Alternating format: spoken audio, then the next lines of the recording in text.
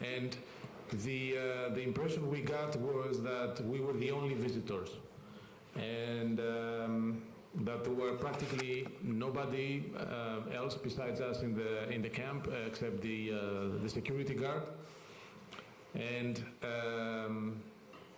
of course no visitors in the museum, the small museum, no schools, nobody.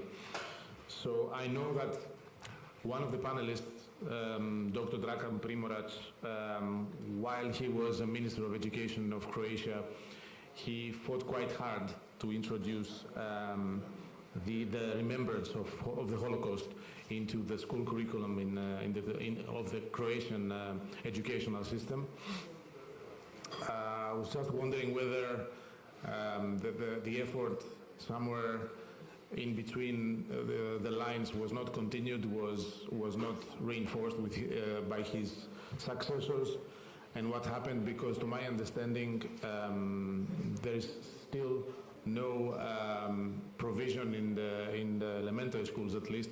We haven't checked on a higher level, but on the elementary schools, of kids visiting maybe once a year the memorial site of Jasenovac and learning about what happened there. But he will explain anyway now. So I would like to call him, Dr. Dragan Primorac, former Minister of Education and former chairman of the Croatian-Israeli Business Club.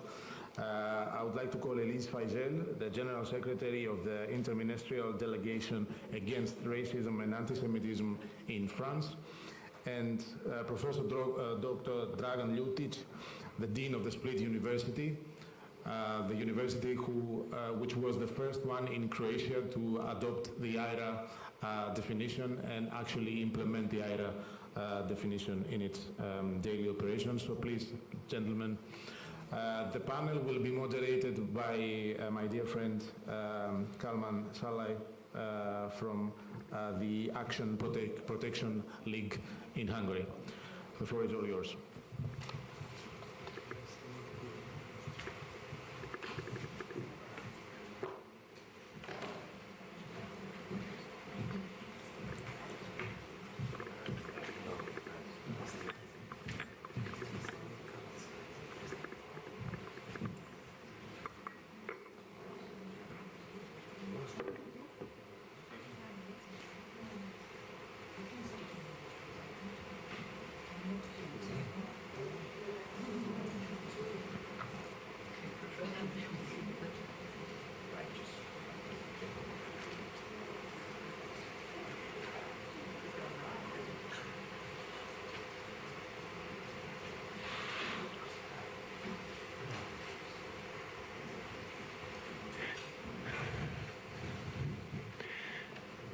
So let me welcome all of you, and let me tell special thanks for the organizer to give us opportunity to talk about the most important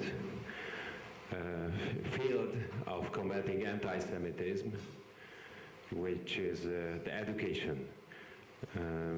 Long time ago, all conferences about anti-Semitism was mentioned that education is the most important thing to reduce the anti-Semitic prejudice and the appearance of anti-Semitism. But let me be honest, the real action we did not see yet. So my name is Kalman Salai. I'm the Secretary of Action and Protection Foundation, and I'm really pleased to introduce you that education project has been conducted in Hungary, and later I will introduce you. We try to extend it to the European level as well. So what does it mean, education project? We had own curricula for nature of the hate, which is teaching in the biggest Hungarian university for 3 credits in each semester, and we have many training programs, but the efficiency of those education projects is questionable, honestly.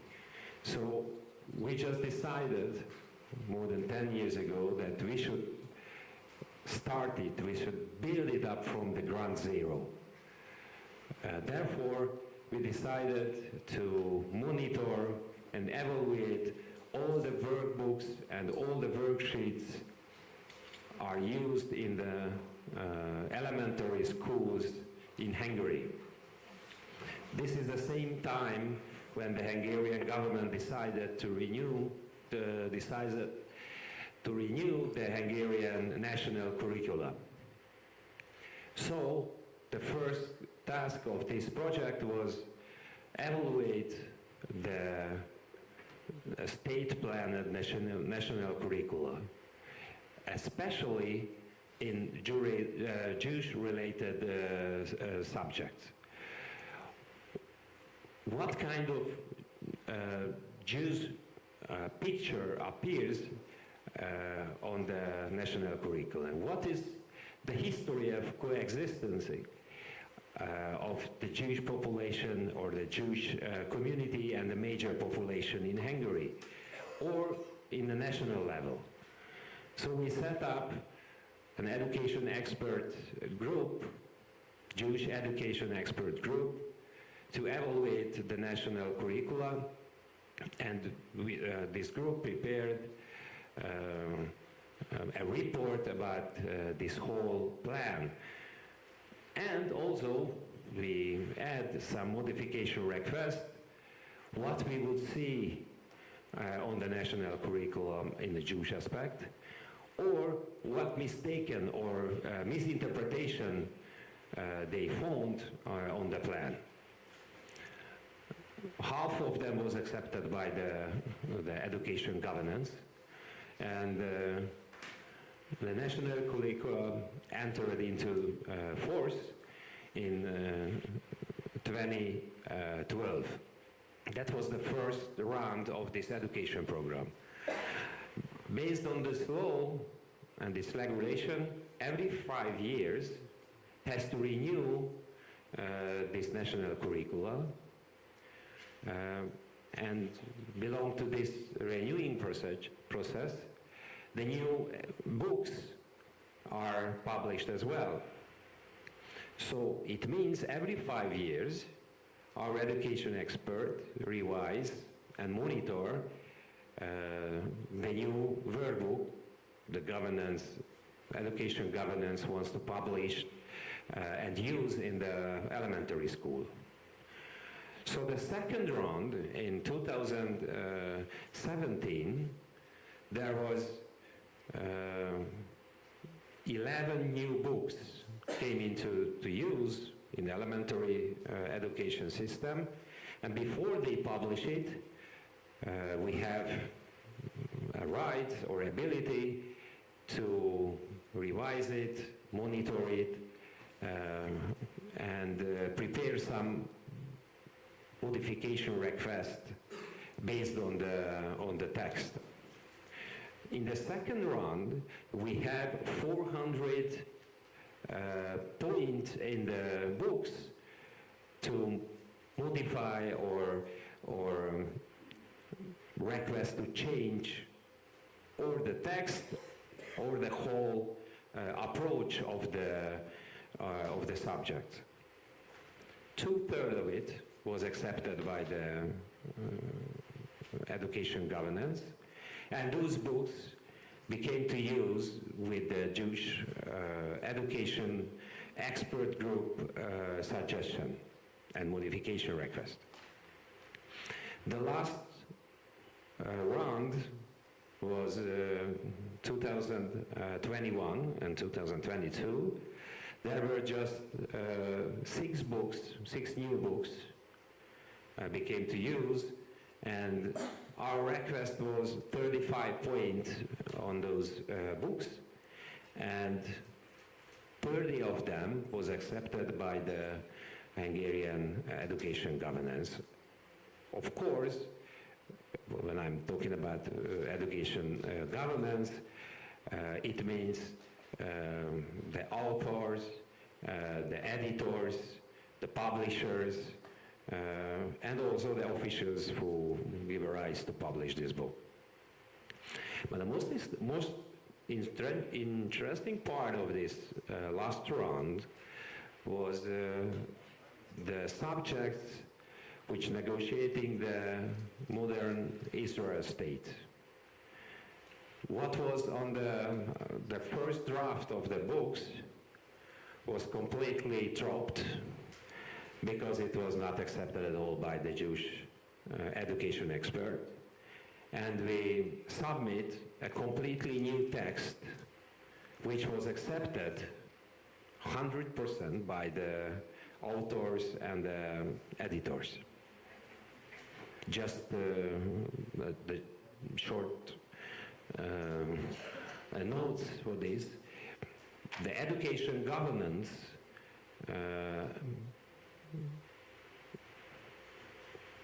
representative of the new workbook publishing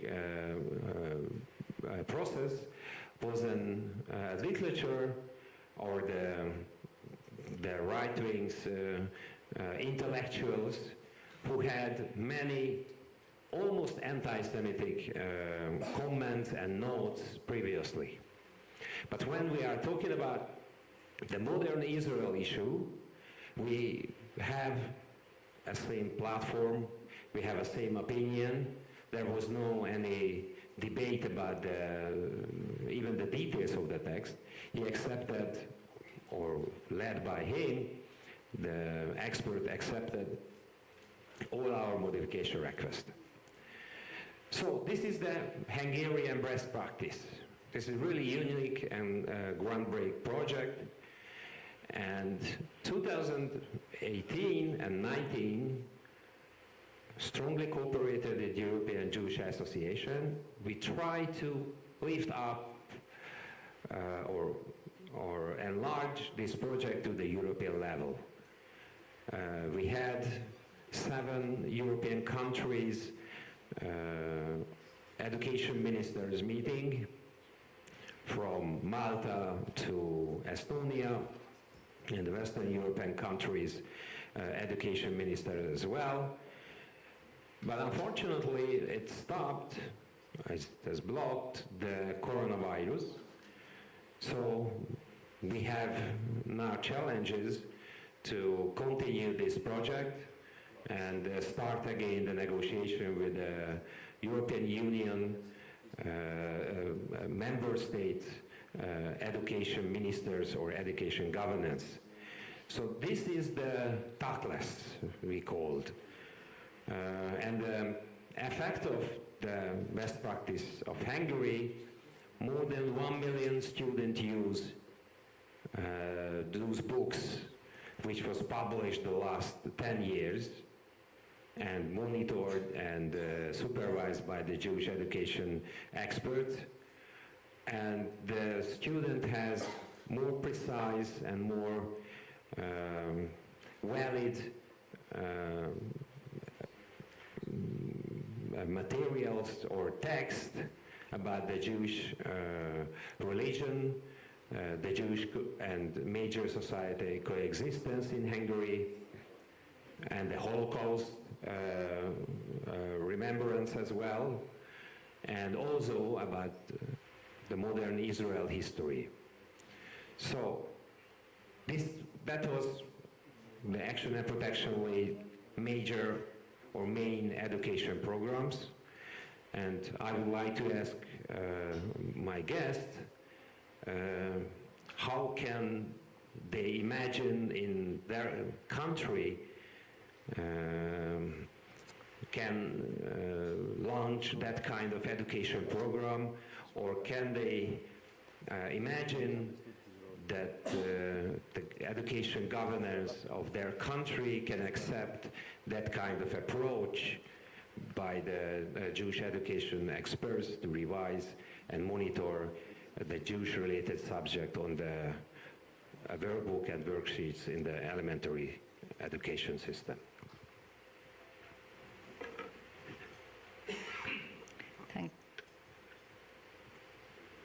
It works? Yes, it works. Okay. Thank you very much. My English is not so good, but I try to speak in English, and I prepared something to read to you to explain our French public policies to fight racism and anti-Semitism. Prosecuting public policies to fight racism and anti-Semitism are led by the Interministerial Delegation Against Racism, Anti-Semitism and Anti-LGBT Hate, la DILCRA, which is a service, my service, works directly for the Prime Minister.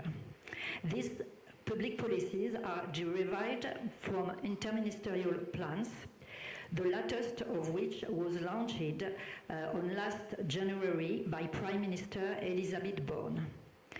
They consist of educational and preventive actions for students, professional training actions, support for local and national actors in the fight against anti-Semitism, and actions and training for better repression of hate speech, particularly on the internet, and anti-Semitic acts in general. On the education of the youth, the effort focuses on both the issue of protecting victims of anti-Semitism at school and supporting educational teams in teaching these subjects. Teaching the Shoah combined with contemporary manifestations of anti-Semitism and reflective work on prejudices and stereotypes and their deconstruction constitute the core of education against anti-Semitism. Teachers now have abundant and quality resources such as the website Educate Against Racism and Anti-Semitism, including definitions, legal resources, historical and documentary resources. The new national plan enhances the training of teachers and educational staff in schools on these subjects. The budget allocated by the state to memorial institutions has been significantly increased in order to multiply interventions in schools for their educational projects, but also for raising awareness of the contribution of Jews to French history. This plan enhances the work on history and memory, with each student being required to visit at least one of memory and history sites there during their compulsory schooling, and we have in France several memory sites.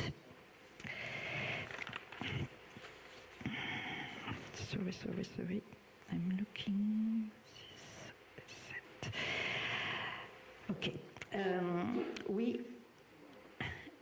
Indeed, we think that young people need to take ownership of the subjects, the story, and the fight against prejudices.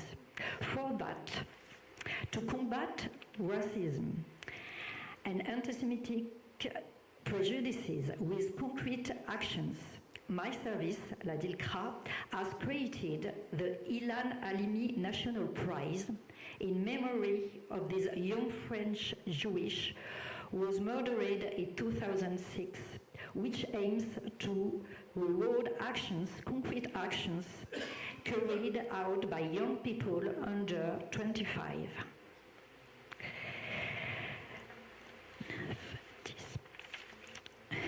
We support also educative projects that allow for a better understanding of the similarities between Jewish and Muslim cultures.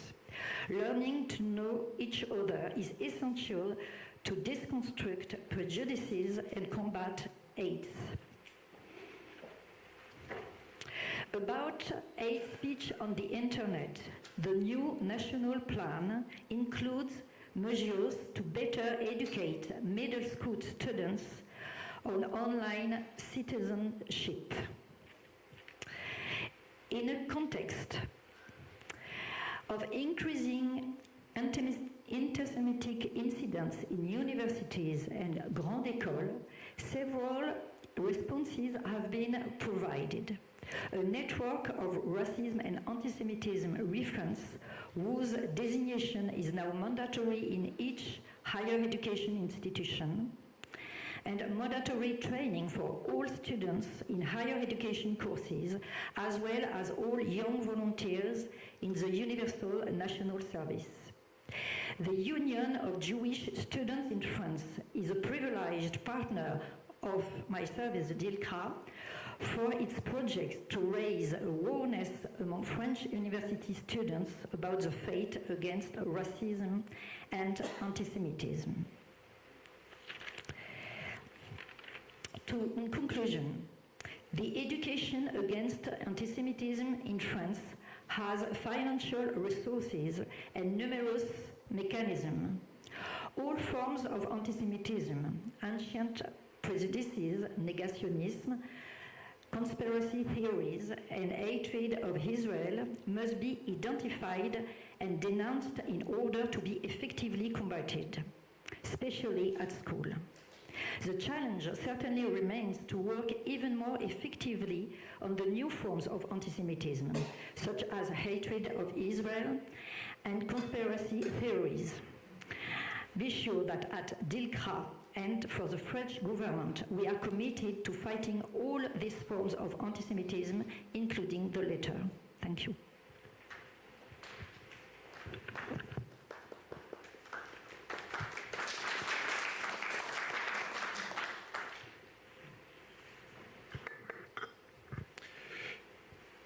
Thank you so much for a nice introduction. I would like to make a few remarks which I think are very critical and important in understanding the entire concept. But before that, I would like just to give a credit for Mr. Romano Bolkovic, who is sitting on the first row. He was the one who was very, very important in putting this alliance with the Yorgos and Croatian Israeli Business Club. And Romano, thank you. You're doing an outstanding thing. So, yeah, thank you. Thank you, thank you. I have a little bit different approach. It's a scientific approach. As a university professor and physician, you know, we are very, very concrete about. So in 2003 and 2004, when I became the minister, it was a big issue about a few things. The most important one, how you're going to have the system running, which is not going to depend on the one minister. Okay? The second one, how are you going to create the system when you're going to teach, which I call education of educators. So when on the 2004, I was bringing the first generation of Croatian teachers in Yad Vashem, my idea was very simple. To train them by the best and keep this continuation with obligation that every year, delegation of Croatian teachers and professors come into Yad Vashem. Because the concept, how you teach somebody, especially educators, is critical. And strongly, I believe that without international experience in teaching of the Holocaust, on the level of the country, you're not going to be successful. Because it's a biased process.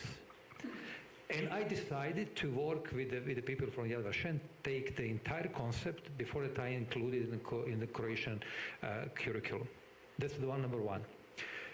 The number two, the entire concept that we introduced in Croatian education system, it's very simple. That's exactly what Einstein said a long time ago. And I told them, listen, the world will not be destroyed by those who are doing the evil, but those who are watching the evil without doing something.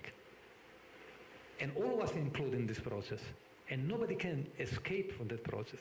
So responsibility that we are putting for the kids, from the primary education, secondary education, and later on, I think it's the critical. So it's not only that the Ministry of Science, Education and Sports of the Republic of Croatia stay behind. We have one agency which is called Agency for Education. So basically for the primary and secondary school. And they're doing evaluation, what we call, it's external evaluation of education. So there is an entire program called Education about Holocaust from the primary school. So you have the literature, and what we are very much interested in by the agency to see the outcome of education. So it's completely new process. It's not enough education if you don't see the outcome of education. We would like to see what the results. And that's what makes me very happy. So if you speak at Croatian people who passed that entire process, I was telling them as a minister many times, issue of the anti-Semitism equal anti-humanity, anti-Croatian, anti-Greek, anti-French. So if you're a child in a primary school, and if you don't understand that, you should be ready that somebody is going to work against you as a Croat. So if you just watch the process. So what is happening with the time, at least what I see, and maybe it's a little bit different than most of you are thinking about that, for me it's important to cover all levels, from the kindergarten, primary school, secondary school, and university. That's why I'm happy to have my dear friend Professor Ljutic, who is a rector, a president of Split University, because when we came with the idea from the Safir University, and actually Moti Gladi helped me a lot, to have the first program, best of my knowledge, in the Europe, where you're having two universities doing program what we call democracy and resilience on the modern society, where you're having both professors and teachers from Israel and Croatia. So you're doing continuation of what you have started in the primary school on university level. Because you have to close the circle. It's not necessary that somebody who passed the primary and secondary education thinking about what we are talking here on university level. So we have to remind them. And that's exactly what we are doing, and that's a concept, and I'm very, very pleased because the Prime Minister of Croatia, Plenković, is giving tremendous support of that concept. And you know, I'm happy to see one additional thing, which is, in my opinion, critical. The seminars, like what we are doing today, are the critical, because I consider this entire concept, what European Jewish Association is doing, the concept that we have to be with the people, among the people, and to do evaluation and remind them once again. After 6 years being Croatian Minister of Education, Science and Sport, I'm happy to see today that since 2003, 2004, 5, 6, 9, when I left, nothing much changed in the concept that we established. But see what's happening today. See what's happening in Croatia at the beginning of the 90s. We have a homeland war. It's a horrible homeland war. Exactly what is today passing Israel. And nobody can take out of you the rights that you're going to defend your home, your family. Nobody in the world. And I was telling all the time the teachers and professor, you have to talk on that level that kids understand. That's their responsibility to build different future. Certainly, you know, we are 50s, 60s, 70s, will pass away. But if we have generation which is not ready to take a burden on them and to understand what is good, what is bad, what is right, if they're not able to understand the consequences of the history for the future, I don't believe in the generation. That's my personal opinion. If you have to talk with something that happened in the past in the Second World War, you have to speak clearly about that. So you can always count in our support strongly, because Croatia during the last 10 years became the model. So I was very proud, and I'm very proud to tell you right now, since my term, we are having the teachers who became educators of the Holocaust in the rest of the Europe, particularly this region of former Yugoslavia. That makes me very, very happy, because when you grow something as a child, that's happened in 2003, if you see today the outcome, I'm happy and pleased. And that's my experience. And indeed, I have to make my final remarks, which I think you find very, very, very important. That's exactly what Ari was telling on his book, Path of the Righteousness. I think sometimes it's becoming what we witness today, that we are not doing enough. I have to tell you honestly. We are not doing enough because something is wrong.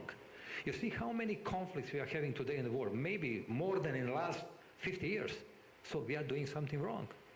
Or who is the one who can tolerate what just happened right now in Israel? Who is somebody that can stay against? I would like to see that person with arguments. So we are doing something wrong. So we have to intensify our efforts to build a better world. If we are committed to do so, but honestly, not only politically, during the meetings like this today. Thank you so much. Thank you very much. It's working? Yes. First of all, thank you very much for an invitation. Thanks, Romano, for suggesting me. And I have to express my great sadness what has happened to Jewish people, to State of Israel, really. It's hard to understand. We are talking about education. You started with it. We are continuing. What does it mean, education? What does it mean, changing of curriculum? What does it mean, presenting our European values? We started with the changing of our curriculum during the ministry of Dragan. It's now more than 15 years ago. We accepted Bologna process. There was no problem to accept a definition of anti-Semitism. That's not a problem for us. I have to say that I was really surprised watching TV for, let's say, last 2 decades, and it was showing the forum presented together children in Israel from different nations, from Arabic, from Jewish people, talking and understanding each other. And we are thinking we solved the problem. But have we? And what has happened suddenly? Missiles. What does it mean? That is a question.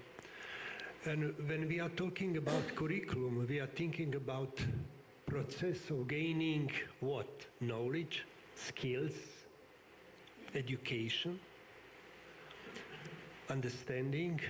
We are actually thinking about values, but values of our local society, our cultural values, our way of life. We actually accepted European values. What does it mean? Democracy, tolerance, acceptance of differences. When we are talking about differences, different religions, different nations, difference in approaching somewhere, what we are thinking about democracy. And today we accept all those values. There will be no problem if you are better than me, if you've got very, very clear statement, you are better, I will shake your hand, maybe next time I can do what we want actually to be. Approaching to that problem, when I was a dean almost 10 years ago now, at the School of Medicine in Split, we had discussions on one of our lectures dealing about religion, and we invited among priests, we invited Mr. Prelevich, who is also Jewish from Split. Split is a very traditional place. We've got Jewish quarter, we've got very nice Jewish graveyard. Jewish people in Split did actually a lot of good. First bookstore, very, very nice bookstore situated in the middle of the Split, was established by Jews, by Jewish people. That means that we have been living together for centuries. And I don't think that the place where I'm coming from Split, from Dalmatia, that we actually sense any differences between all our people, not only there, but here as well.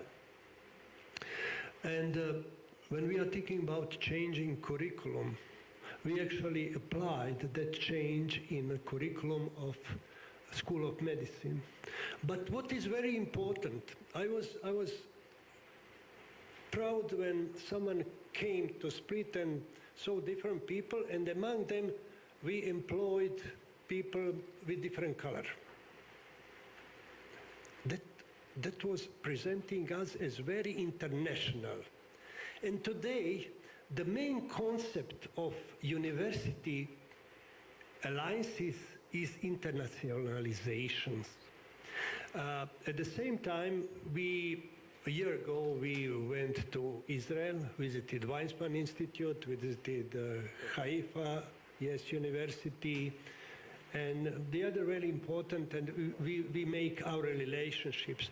And I think the most important thing is internationalization, sharing. If we share, if we are good, it doesn't matter what color, what religion, what nation, because you are good. That's our approach. I completely agree with you and with everyone of speakers that we have to start very early. If we start with the students, it's too late. If we start with grammar school, it's too late. We have to start with our children at the very, very beginning of their education, even in the kindergarten, yes. I mean, that's the most important thing. And they, as a children, accept differences.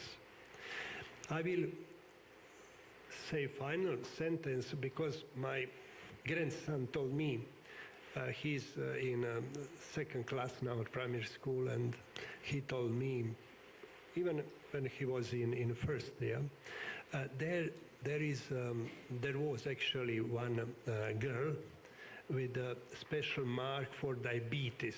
You know, Granda, that she's got it, and she can measure her blood glucose by a mobile phone. But we are playing the game. There is no problem for us. And I think we can see that picture, and that picture what we need, internationalization. It doesn't need, and we in Europe, we are doing that. Why? We as university, we are members of our nets. There is maritime net, we call it CU net. In that net, and we are spreading, in that net is University of North from Norway, University of Gdańsk from Poland, University of Kiel from Germany, University of Brest from France, University of Cadiz from Spain, University of Algarve from Faro, a very rich town in Portugal, University of Naples, University of Malta, and our university, and we are spreading. And I suggested maybe University of Haifa can join us as an associate to our maritime universities. And I think that it's good, real, fair approach to the problem. You educate your children in Israel. Israel is a very nice country for me, it's a very special one. But I was wondering what to say today, because we thought we solved the problem. There is not too much, there was not too much problems in Israel and combats, nothing, for a while. And suddenly, what has happened? Missiles. And Dragan emphasized, where is mistake? What we haven't done, but we should. I don't know, that's a question for all of us. But with internationalization, with understanding each other, I think that's the most important thing, and we have to work on that. And thank you very much for the invitation. Thank you, really. Thank you. Thank you very much. Thank you, all my partners in this panelist. Just as a moderator, let me have an opportunity to take some remarks to the previous opinions. I completely agree that build and strengthen the empathy to the victims of the anti-Semitic threaten or actions belong to Holocaust victims as well, but it's really difficult without knowledge of Judaism, without the awareness, to gain the awareness about the Jewish culture, the Jewish history, even the local one. So that's important, but in order to reach this one, we start this education process to teach about Judaism. What is the root of the European Judeo-Christian roots?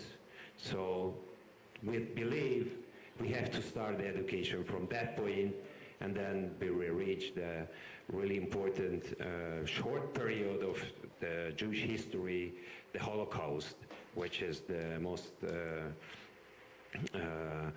unbelievable or unimagined part of the Jewish history. But what happened or what was before the Holocaust in the Jewish history and the Jewish culture, in the Jewish religion, is also important.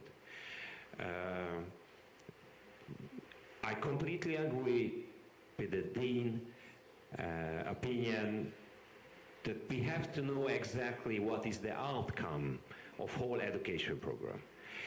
We apply the simple measurement. We prepare every year the Hungarian, the anti-Semitic prejudice survey of the Hungarian society. And what we saw the last 10 years is belong the age of 18 and 25, the acceptance of Israel and the right of secureness of Israel got more higher and higher score.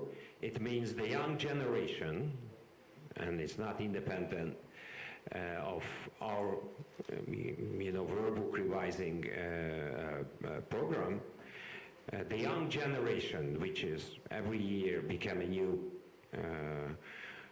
ages, more and more accept the right of existence of Israel. Although we do something wrong with the Holocaust education in Hungary as well, because the number of the society members who thought that the gas chambers in Auschwitz was just found out or told by the Jews later, this number is increasing as well. Last 5 years, 2% increased, which is a simple indicator for us. We are doing something wrong with the Holocaust education in Hungary. But I agree with the Dean that to measure the outcome, it's very important. Of course, we have a different approach. We have, as an advocacy organization, a different approach. We want to see the result of reducing the anti-Semitic prejudice. The education expert wants to see something different. It's right. And the minister said the values. Nowadays, we have to know exactly our values, European values, the root of European values, which is the Jewish Christian root, is threatened, and what we see now in Israel, which is, we believe, the gate of the Europe, gate to the Europe. This is a gate to the European culture, which is protecting on that area what the Europe means at all.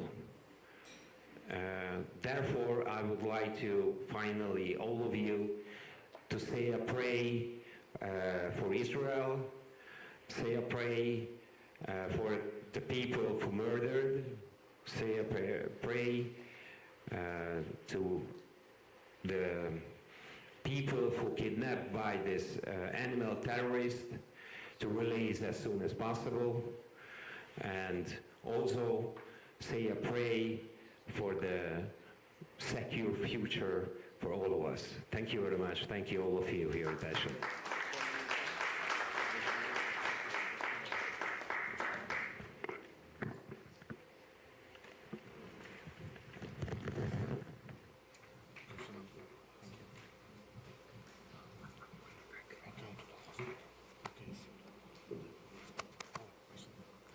Thank you very much.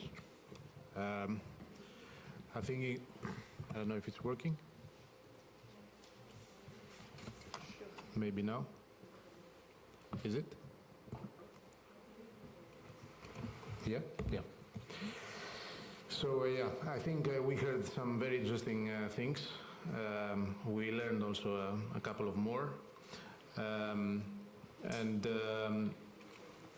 It is a good opportunity to move a little bit further to a concept that I was describing earlier this morning, and we discussed it a little bit during the panel with the MPs, which I moderated. What exactly fostering Jewish life means in terms of, in real terms actually, because, yeah, the good intentions are certainly here, but they are not enough. And fostering Jewish life portfolio is a very positive step towards implementing some concrete measures to do so, but yeah, it's not enough. I would say, without further ado, I would move to the next panel, which is actually a discussion about what fostering Jewish life means. And I would not see anyone better to explain this in this entire room, but William Daroff, who is the CEO of the Conference of Presidents of the major American Jewish associations, who traveled all the way from the States to be with us today, and we are very, very thankful.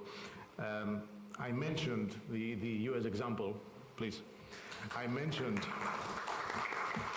the US example before when speaking about how unequivocally President Biden stood in the side of Israel and the Israeli people in contradiction to what happened in Europe. So maybe William would be willing to elaborate a little bit more on how this American model of coexistence and fostering not Jewish life only, but all sorts of diversity was developed.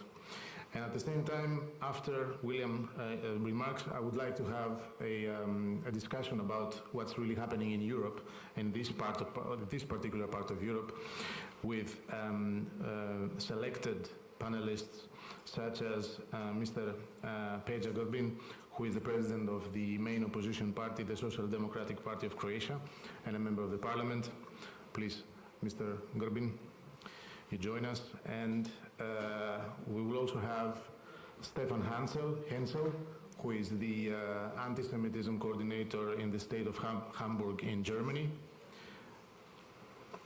And we will have a discussion after William delivers these opening remarks and elaborates a little bit about the American example on fostering Jewish life. The floor is yours, William. Thank you very much. Thank you very much, my friend. My dear friends, it is an honor to be here with you this afternoon during this difficult time.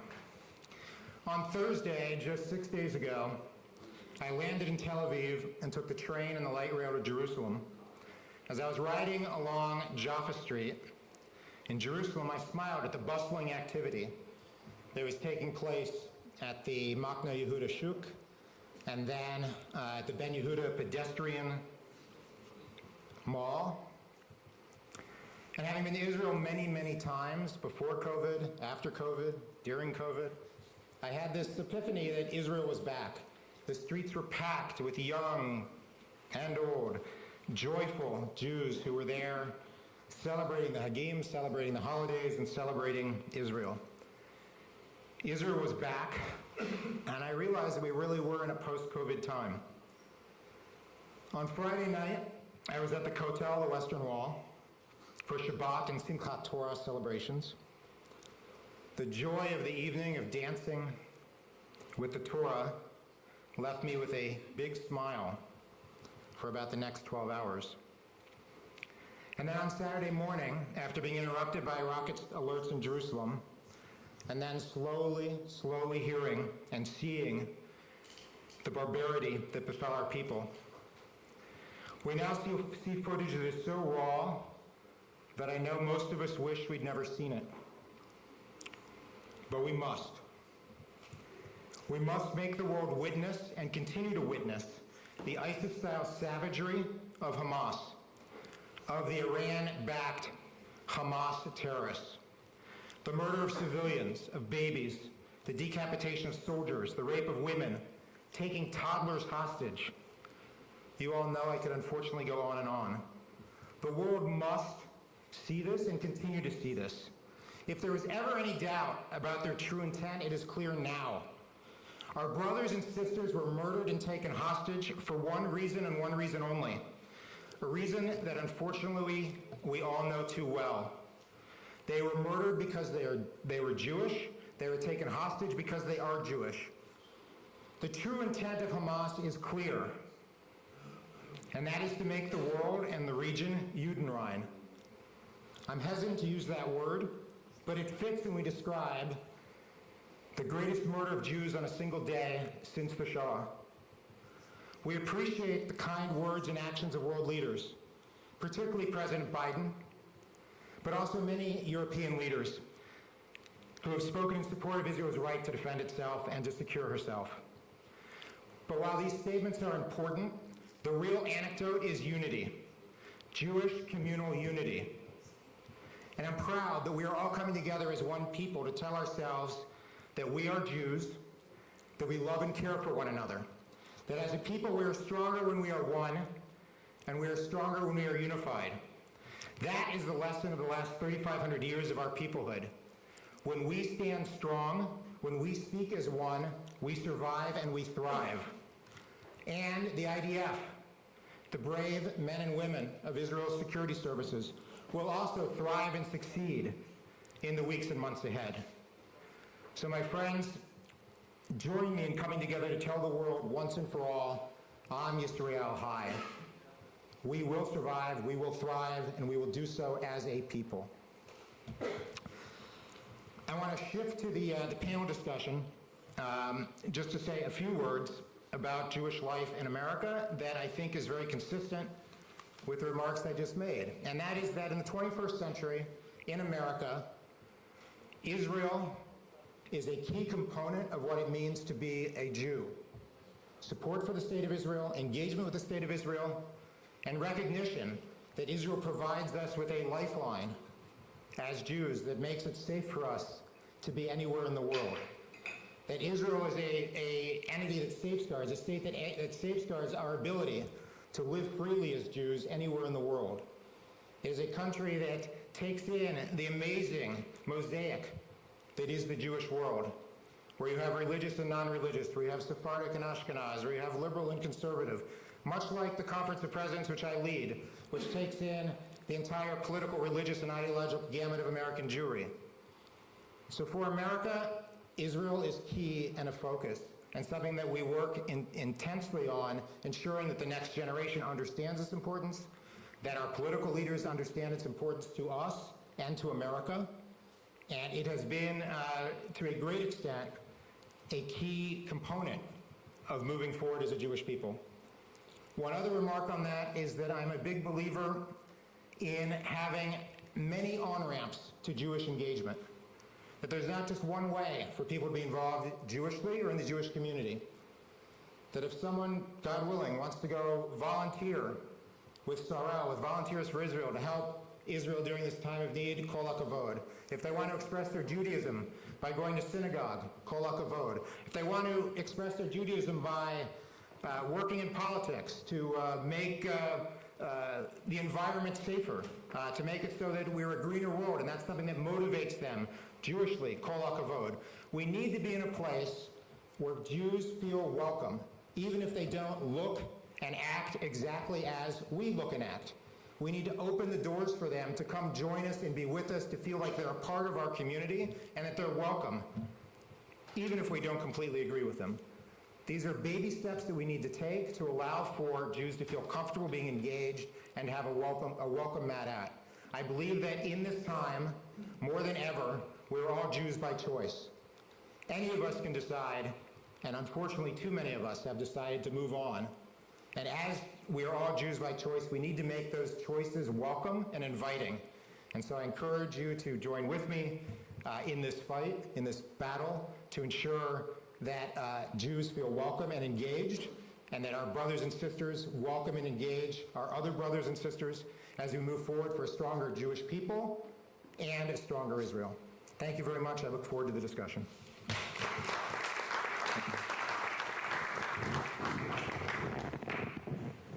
Thanks a lot, William. Whatever you prefer.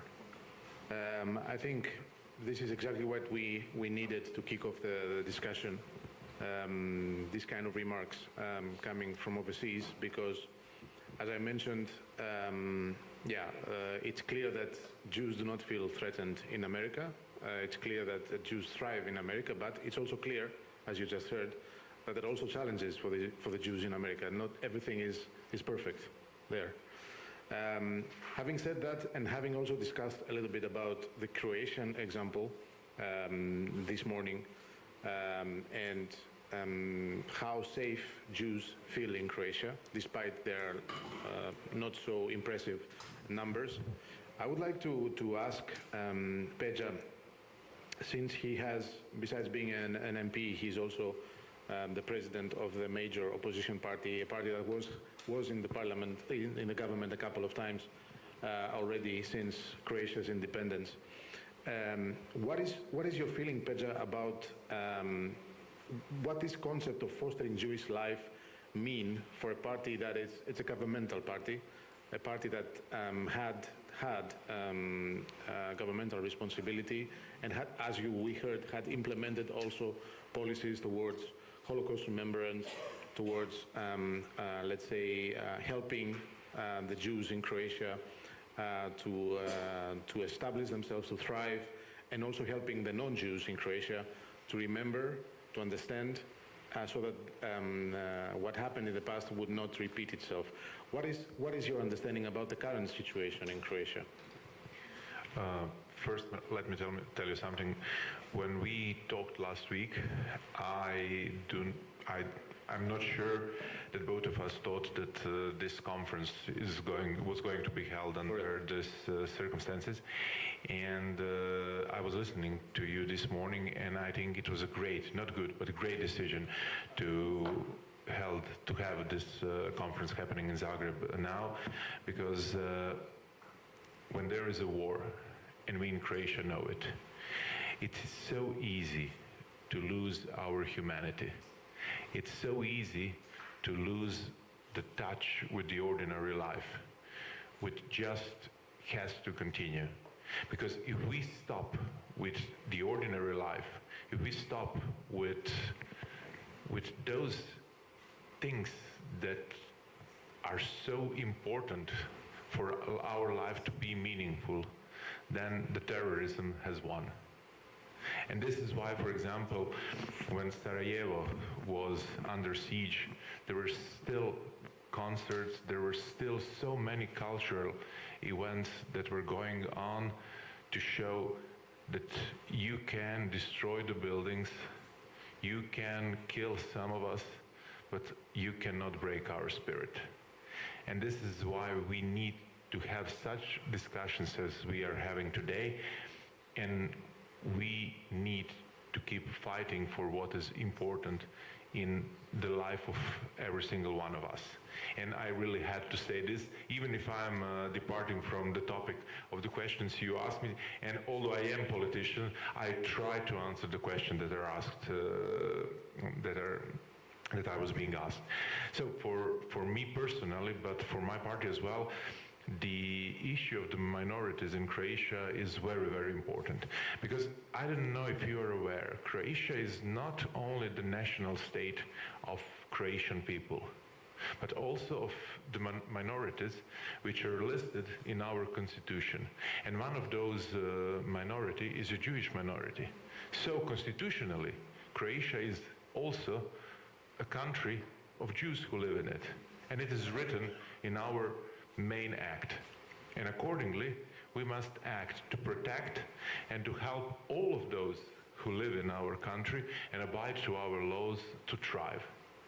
We need to do it in our educational system, we need to do it in our cultural system, and so on. So for me, as a Croatian citizen, but also as a politician, this is a very important question. And this is something that my party has always put emphasis on. For example, when in 2002 we have introduced our constitutional law on minority rights in Croatia, which is also now become part of European acquis, because there is a line in the accession treaty of Croatia that explicitly says that all of those issues that have been inscribed in that law from 2002 has to be respected. And now it's not only binding by the decision of Croatian parliament, but also it's part of international treaty that was signed by Croatia and 27 other countries. I would say 27 other European countries, but one has since left the Union, so it's 26 member states plus the United Kingdom. So this is something that was important, not only for us in Croatia, but also for European Union when we were negotiating our accession treaty. But these are the good sides, the rights that need to be respected, but also there are some problems in Croatia. One of those is something that you have mentioned, and this is the way the Holocaust is treated today.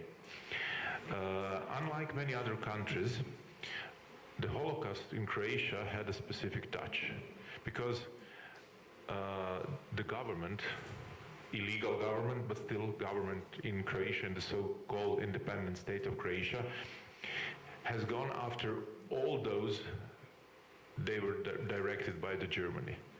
But they added a Croatian touch, and this was the genocide against the Serbs living in the area of the so-called independent state of Croatia. So when we are talking about the Jasenovac and this memorial that is behind us, we can never forget that this was the extermination camp, not only for the Jews, Roma people, many intellectuals, political adversaries of the system, but also for thousands, tens of thousands of people whose only blame was that they were Serb and Orthodox. This became very problematic because of the wars waged in the territory of Croatia, but also of the former Yugoslavia. And why am I mentioning this? Because we in Croatia now have a huge problem with revisionism, but also with the use of the symbols of the fascist regimes, especially of the Ustaša regime. Unfortunately, when we were in power, we haven't changed, we haven't amended the penal code of Croatia in the way to explicitly forbid it, because we had the decisions of our courts which we thought sufficed. For example, in 2016, there were a series of decisions, even by the Constitutional Court in Croatia, which can be compared to the Supreme Court of the United States, that said that, for example, usage of the phrase "Za dom spremni," which was Ustaša equivalent of Sieg Heil, is hate speech. This was even, this decision even ended in front of the European Court of Human Rights, who completely agreed with our Constitutional Court. But afterwards, we even had a situation that there was a plaque with such an inscription placed on a building of one municipality where Jasenovac, at the exact spot where there were headquarters of the camp.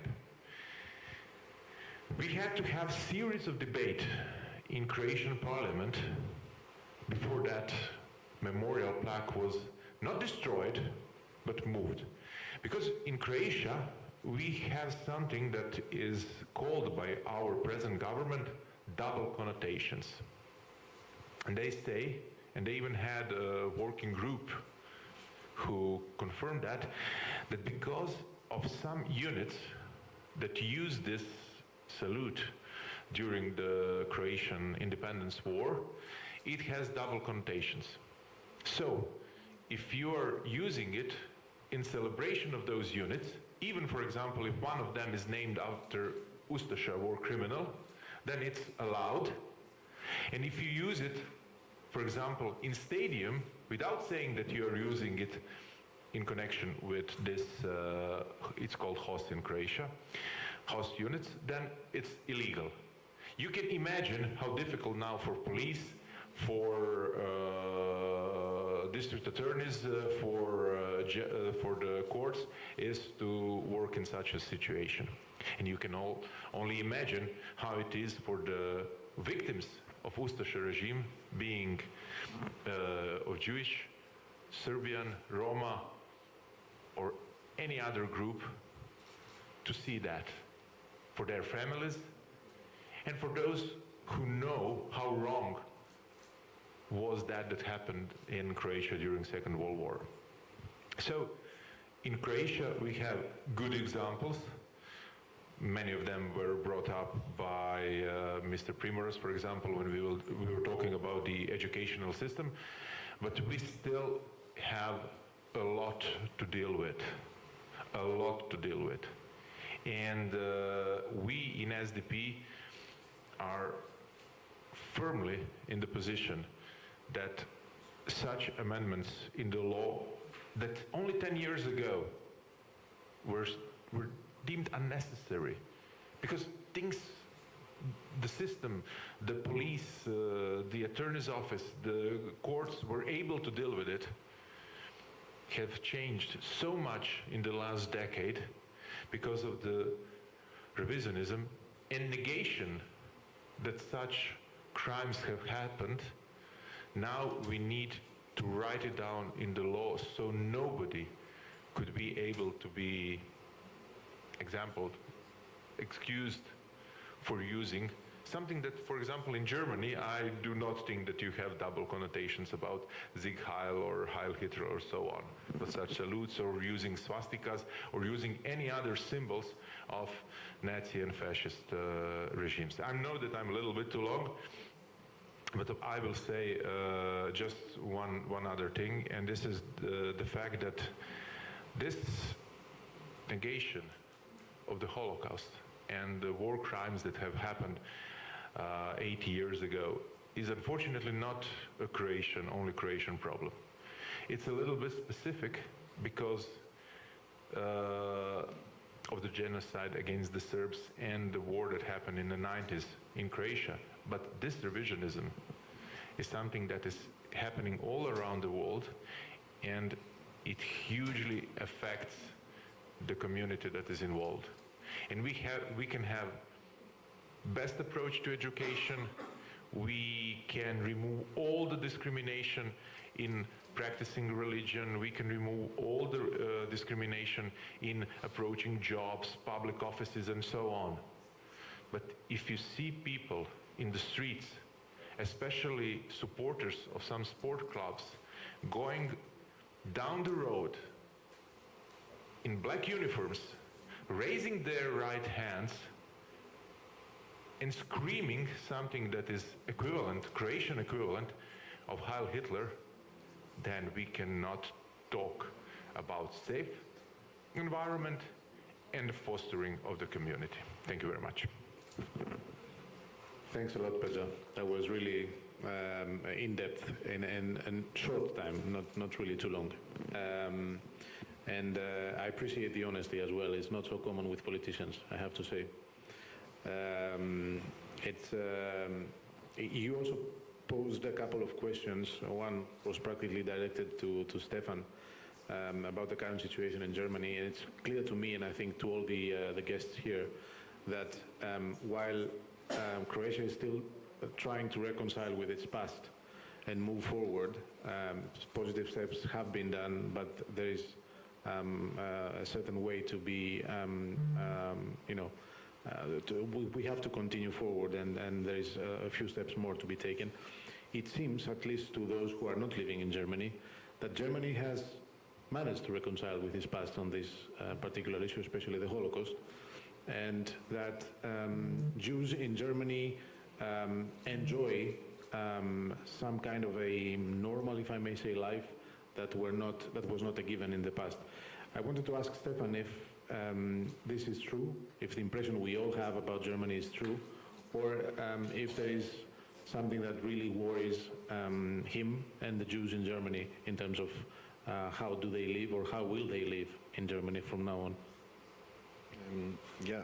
First of all, thank you very much for your question, and obviously I can't say much about Southern Europe, but I can give you maybe an example of how Germany is dealing with certain questions of fostering Jewish life and how it does legislation and also strategically deals with Jewish communities, because I've been asked many times at international conferences, how does it work today to live as a Jew in Germany, and how come the Jewish community has been revitalized? So if we talk about Jewish life in Germany, you need to acknowledge that before the fall of the wall, of the Iron Curtain, the Jewish community was almost non-existing. We had 15,000 people left. Many of them were from the DP camps, came back. Most of the people had mixed marriages for certain reasons, and the community was not there. After the fall of the wall, Germany invited all people of Jewish descent, and I'm not talking halakhically, I'm talking about the law of return of Israel to Germany. So our numbers are now around 200,000, mostly consisting of post-Soviet Union Jewry, with a very own approach to politics and to religion. And you probably also don't know that the German government is basically collecting tax for the churches, but also for the Jewish community. So everybody who pays tax, for instance, on my paycheck, it says Jewish community, so I pay a certain amount of tax, and this money goes directly to the Jewish community. In addition, because this is not enough, there are certain funds that the German government has set up to support Jewish communities in Germany. The recent development, and I think this is important in terms of combating anti-Semitism, is that in 2018, the government established a position called Commissioner for Jewish Life and Combating Anti-Semitism on the federal level. And shortly after, several other states have announced their own commissioner. I'm the commissioner for the state of Hamburg, and I was announced by the Jewish community. And it varies in terms of power, how much money we have, how much institutional leverage we can make from this position.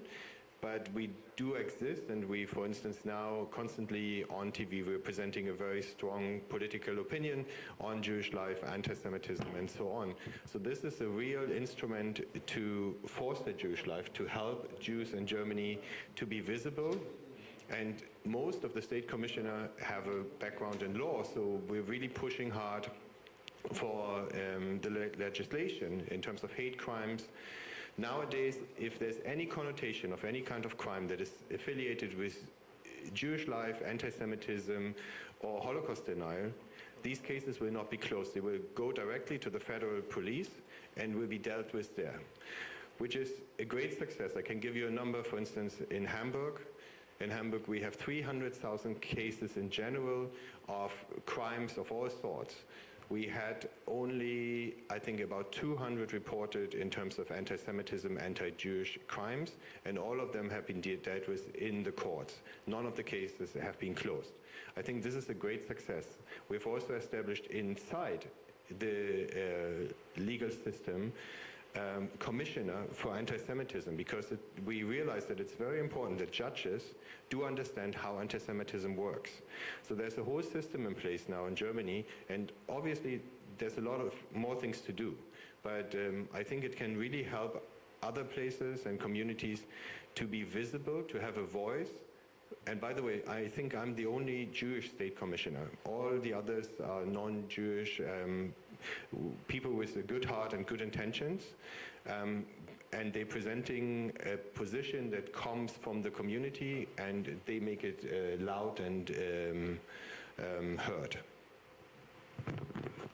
Thank you very much, Stefan. Indeed, very important remarks, and at least I was not aware about some of them. I would like to be a little bit provocative, since we have the privilege of having William here, and I mean it is a privilege. So you heard the Croatian example, you heard some elements of the German example as well. Germany has, of course, history which doesn't make anyone proud, especially when it comes to the Jewish issue. I wanted to ask you, we heard also in the morning about state accountability and how important it is. Is the US model a combination of all these things? Do you believe that the model with coordinators, with national plans, with subcommittees in the parliament would eventually work? What would be your opinion about it, your take? Thank you, and it is an honor to be here with you all. I think what differentiates in large part the anti-Semitism that we see today is the role of the state. With the pogroms, it was the Tsar who was initiating. It was the police chief who was turning the other way, burning down the village or letting others burn down the village. And obviously the Nazi regime, these were governmental entities that were seeking to kill us and hurt us. In the current era, that has shifted. Government is our friend. Government is there to protect us. Certainly in Western democratic societies. And what these anti-Semitism plans that the EU, the United States, Germany, and various other regional groupings have put together are ones that cement the government's obligation to protect Jews. And having government clearly on our side of the barricades is good and differentiates it from previous eras. Non-governmental anti-Semitism is what we're dealing with in America. We have a First Amendment, which makes things more complicated as far as telling people that they can't use Nazi terminology and the like. But it is social media, as we saw in the presentation earlier about some of the countries around here, where this filth is perpetrating itself and is metastasizing like a cancer around the world. And I think that in the United States, the best we can do is seek for the companies, X, Meta, or for the youngsters here, Twitter and Facebook, and the rest, to self-regulate and do their best. As we heard today, TikTok apparently is being good at, to engage. Here in Europe, you have a much bigger mallet in the EU, which we just saw with the warning, I guess, given to Elon Musk and to X about spreading lies. I think that this combination is something that is helpful. I think I'm a big supporter of the First Amendment, but the fact that the EU, being the market that it has that mallet to be able to hit social media companies with, I think is important. These companies need to see, and we will, I said before that there are these videos that I'm sure we all wish we had not seen. There will be more, unfortunately. There will be far more videos going forward of hostages, of soldiers, of attempts to try to make the Jewish people and the state of Israel weak and weak-kneed, and to minimize and diminish the Jewish people. And so to the extent that Europe can step in a way that America cannot, I think that is a victory for us. And together we can work, using the tools that we have, using the tools that our national governments have, in order to try to engage to push this filth back in the sewers where it belongs. Yeah, it is a fair answer. Of course. We're discussing. I think both of us, we're lawyers. Yes. So I completely agree with you on the First Amendment, but I have to return to what Karl Popper said, the paradox of tolerance. We cannot be tolerant and ignore those who are intolerant. And this is something that is happening, and it's directly connected to what you said before, that government now is friend. This has created a problem because those to whom the government is friend immediately become enemy to those groups that sometimes were on the fringes, but now with social media and everything have given such an amplifier, such a loudspeaker to spread their filth all around. And this is something that we have to tackle, and I'm not sure, and I know that in Europe we are not successful, even when we have stronger mala than in the United States, but we're still not successful in how to deal with that. It's an excellent point, and we need to do our best to ensure that these issues relating to anti-Semitism stay out of the partisan food fight that happens in all of our political processes. We need to ensure that when there is hate that comes on our side of the aisle, that we speak out and say, this fellow member of my party, this fellow member of my ideology is off base. What are you talking about? It's very easy to point the finger and say, this person who I disagree with on 95% of the issues, I also disagree with on anti-Semitism. It's much more difficult to have the mirror come to ourselves, and that's what we all need to do. And that's what we need our political figures to do, to take this to a higher level. Let them yell and scream at each other about the tax code. Let them yell and scream at each other about carbon offsets or the environment. But on the issue of protecting the Jewish people, on the issue of protecting minorities and minority rights, we need to do our best to push this up higher, to make it so that it's above the political food fight.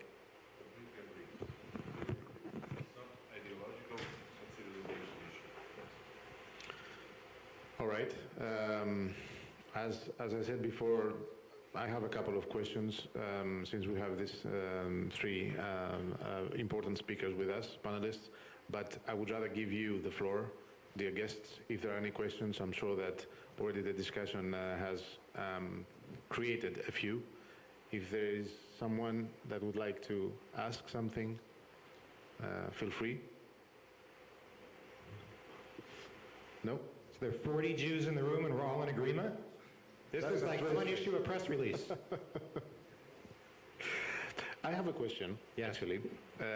We have been in the Czech Republic in January, in Prague and in Theresienstadt, which was advertised by the Nazis as a heaven on earth when it comes to how Jews live. And it was constructed to show that everything that was told about the way that the Nazi regime was treating Jews was a lie and you know, fabricated stories. So we call this trip fake news trip, and Theresienstadt a fake news camp, which is actually what it was. I wanted to ask you, we also presented during a press conference there some data saying that despite the fact that the Jews are approximately 2% of the US population, they fall victim approximately of 67% of the overall crimes committed per year in the United States. How do you explain that? So it's a little more nuanced. It's not 60-something% of the crimes. It's 60-something% of hate crimes, of crimes that are based on ethnicity, religion, and the like. I don't have a great answer other than the answers that the questions that we all have about anti-Semitism. Why is it that we as a people have been singled out today and time immemorial to be scapegoated? At the moment, there is political division around the world. There is economic uncertainty. These sort of factors that obviously we know from European history and history around the world are things that create a perfect storm for anti-Semitism, to create anti-Semitism. And again, to my point about the government, we're in a place where the government keeps statistics, where the government stays on top of these things. When there are anti-Semitic acts, mayors and governors aren't hiding behind them to help with their tourism boards. They're confronting them front and center. I'm just going to take it a little bit aside, and I hope it doesn't distract too much. You mentioned Theresienstadt. Theresienstadt was one of the first camps I visited over 30 years ago. And there's a piece there that seared in my mind when I was in my 20s, and that's the art of the children at Theresienstadt, where you see the the beautiful, colorful drawings made by these children who were a part of this model camp that the Nazis had to try to show the Red Cross and others that people were being treated well. And what seared in my mind was the dates of birth for those people who were writing it. If you remember, it says the name of the person, it has their date of birth. The dates of birth are right around the dates of my parents, who, thank God, were in America. But that seared in my mind, and it just connects to what we experienced on Saturday. That here you have these children, these innocent children, who are, again, being murdered for one reason and one reason only, and that's because they were Jews. We've seen this story before, and we've survived before, but we do that again by coming together as a people. Sorry to take us afoot. No, I think it was absolutely necessary, and it's good that you have been there. You know what we're talking about.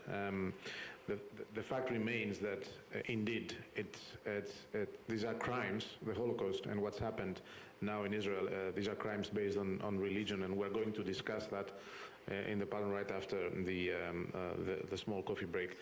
I wanted to repeat my call for any other questions before I move forward and pose one final question. If there are any questions, I would rather have you asking them than me.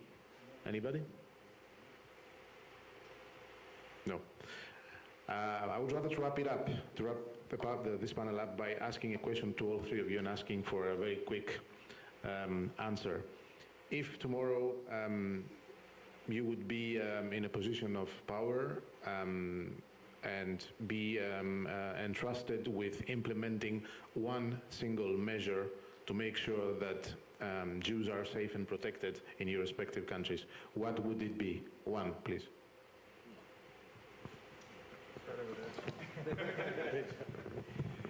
Yeah, we can start here because this is something that I was talking about previously, and this is definitely the amendments to the Penal Code of Croatia to strengthen the rules against the hate speech. Stefan?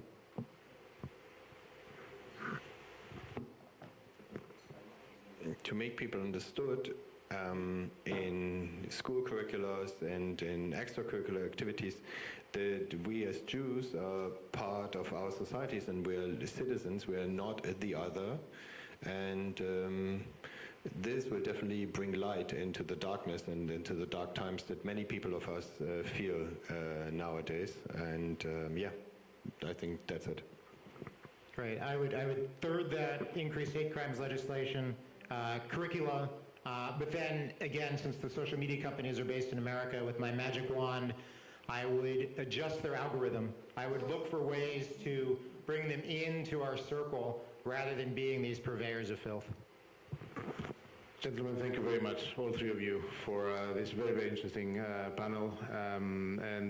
Yeah, we are very grateful to all three of you for being here with us and sharing your thoughts about the respective countries and how to move forward. Let's make a very short coffee break and move with the two final panels of the day. The one with related to interfaith, to religions and how they can coexist and cooperate, and also last but not least, media. So see you all in a couple of minutes.